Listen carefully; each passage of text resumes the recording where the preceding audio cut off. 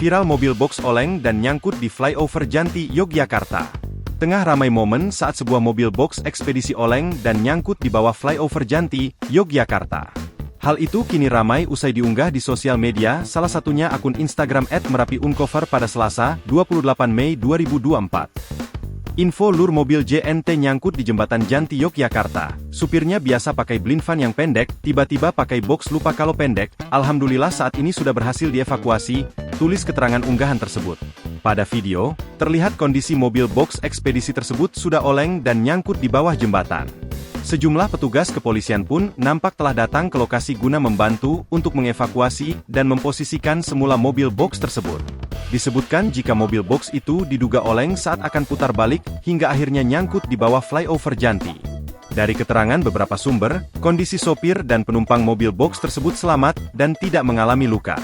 Nampak pada video selanjutnya, mobil box ekspedisi yang sempat oleng dan nyangkut tersebut sudah berhasil dievakuasi.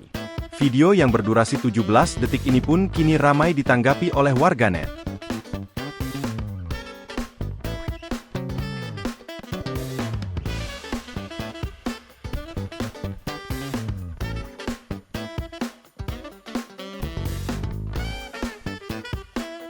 Download Tribun X sekarang, menghadirkan lokal menjadi Indonesia.